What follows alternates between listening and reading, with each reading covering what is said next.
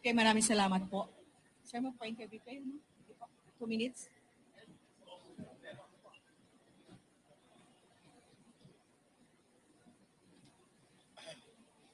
Two minutes introduction. Magandang hapon sa inyo lahat, Luzon, Visayas, Mindanao, at saan masulok ng mundo. Una sa lahat, ako po si Wilfredo Bendia Revillame, yan ang tunay kong pangalan. Pero kilala niyo naman ako sa pangalang Willie Revillame. At ako pa 64 years old. Siguro hindi na ako kailangan mag-explain, hindi na ako kailangan magpakilala sa inyo. For 21 years, meron akong daily show, tanghali, hapon, gabi. So, kumbaga, naging parte na ako ng buhay ng mga Pilipino, lalo-lalo na po yung mga nanay, tatay, lolo, lola, yung household. Yun lang ho. At nandito ako ngayon. In fact, meron akong live show ngayon. Nagpaalam muna ako. Ang alam ko, naka-feed kami ngayon sa TV5. Naka-feed ho kami ngayon sa show. At yung mga nanonood ngayon doon, nagpaalam muna ako. Sigurado nagsisigawan ngayon doon yon. At wala ako, walang kantahan, walang sayawan, walang hepeporay muna, walang putukan, at walang wheel of fortune. Pero may mas malaking hangarin at may mas malaking plano para sa bawat Pilipino. Okay? At 2 minutes, siguro mas maganda mga tanong na lang para masagot ko na kagad yung mga tanong. Okay, sige po. Unang tanong, kanino manggaling? Tagalog na lang para mas maintindihan ang ating mga Rhea kababayan. Fernandez from TV5. Pahiram po ng microphone. Go, Rhea. Hi, sir. Good afternoon. Rhea Fernandez, TV5. Hi, Over Rhea. here, sir. Willie na lang, huwag na, sir. Sir Willie, you mentioned you have a show sa amin, TV5 Will to Win, no? So the next question is, what happens to your show if you are vying for a Senate seat? Anong mangyayari po dun sa Will to Win? Sa pagkakaalam ko, sa rules ng COMELEC, until February 10, pwede pa ako mag-live show. So I still have 5 months na makakapag-live ng 5 to 6:30 sa TV5, sa Facebook na meron kaming followers na 17,300,000 at 8 million sa YouTube. So pwede pa ho ako magtrabaho, pero pagdating ng February 11, mag-stop na, and that will start the campaign. So you know, and then, pag nanalo, pagpalarin, at pag pinagalob ng Diyos na ako ay makapaglingkod ng tapat at walang halong pag-iisip ng masama sa aking mga kasama, ako pa'y babalik, like the Senator Tito Soto, na may Itbulaga pa din. Yun lang. Okay, go ahead. Sir, one additional question po. Ano pong nag-udyok sa inyo para finally tumakbo na po sa pagkasenador? Because going back to your previous statements, hindi nyo po nakikitang tatakbo kayo sa sabak sa politika eh. Yung mga nakikita ko, away. Awayan ang awayan. Mga edukado, ang tingin nila sa mga artista masyadong mababa. Kami may magagandang puso para sa ating mga kabayan. Ano ba ang purpose ng isang senador? Hindi ako abogado, hindi ako nakatapos, pero ang purpose dapat ng bawat senador, bawat nagpa-public servant, bawat namumuno sa anumang local government, mabuting puso ang meron ka. Ang dapat mong inisip lagi mga kababayan mo. Marami ng batas na ginawa, marami ng mga presidenteng dumaan, marami ng senador na dumaan, pero yung buhay natin mga kababayang mahirap, nababago ba? I think, yun ang pinaka-importante. Poverty, yun ang pinakamalaking problema natin. Yung mga batang nangangarap na mag-aral, pag wala ng pera, hindi na natutupad ang pangarap. Yung mga nanay at lola natin na may mga sakit. Alam mo, for 21 years na ako'y nasa daily show, laging ang bulong sa akin ng nanay, lola, lahat. Pembili ng gamot, Willie. Yung asawa ko may sakit. Willie, pero pang-matrikula ng anak. Puro lahat ng iyan ang nadidinig ko for 21 years sa mga ating mga kababayan. For 21 years, yung mga magbubulong sa akin ng ganyan, hindi naman ho na bago ang buhay eh. Sa mga marami na nagsilbi sa ating bayan.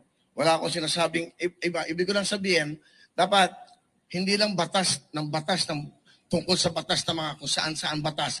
Batas ng mga mahihirap ang kailangan natin. Paano magbibigyan ng magandang buhay ang ating mga kababayang mahihirap? Mga batang nangangarap na walang pambili ng libro, walang sapatos, walang pangmatrikula.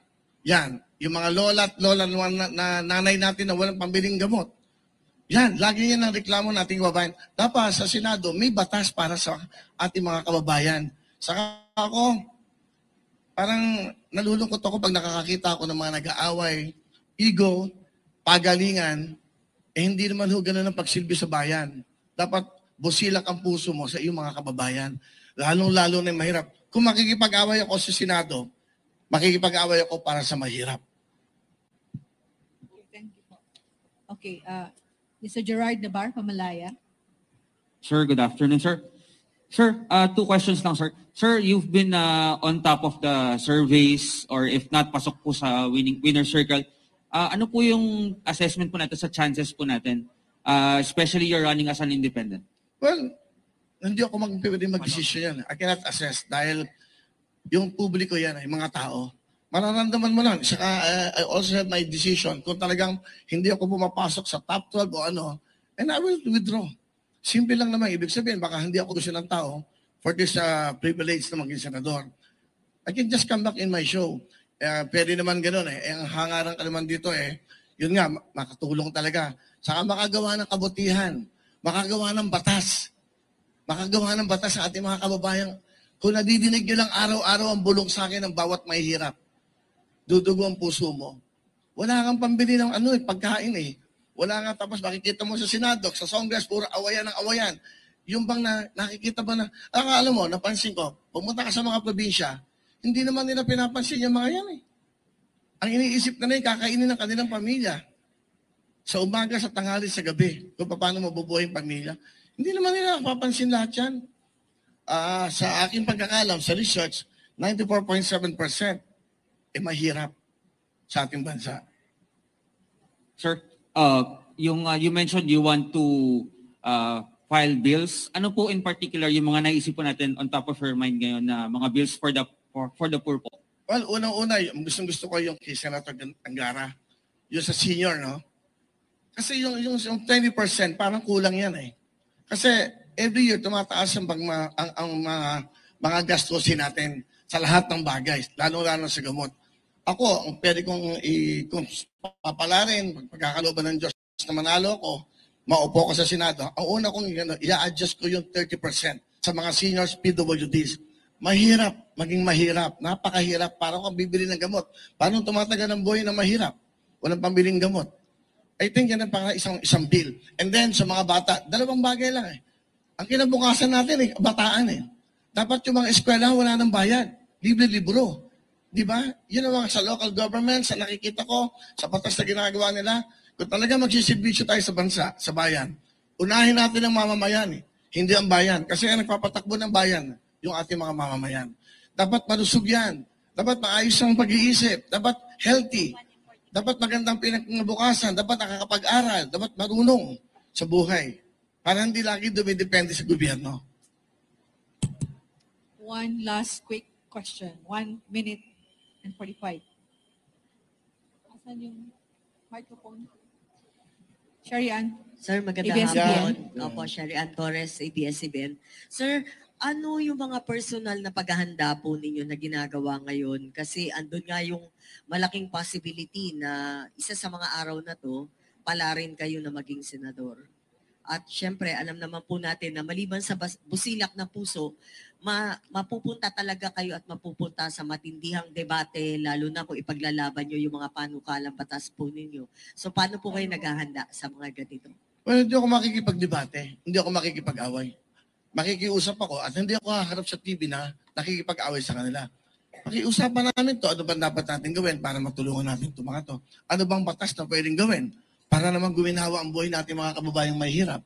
So I think yun ang pinaka-importante. Hindi mo kailangang ipakita sa TV na magbabangayan kami, pagalingan ng English, pagalingan ng sinasabi. No, I don't think that's the right thing to do na maging public servant.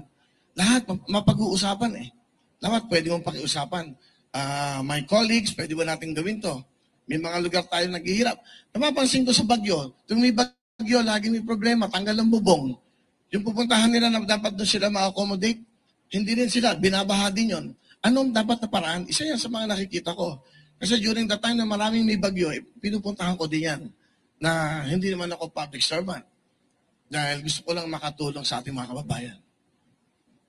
Time's up? Yes po. Parang ako lang pinakamabilis Ay, Hindi naman. Okay? Okay lang po. Okay na? Thank you, sir. Okay, but Salamat anyway, po. maraming salamat. Chairman, maraming salamat kasi tinanong ko si Chairman yung mga rules. So, pwede pa ako mag-show hanggang February 10. That's the last day. Maraming salamat at mabuhay. Sana ang pagkasensya ng bayan, pagmamahalan. Maraming sir. Sir, photo op po sa gitna.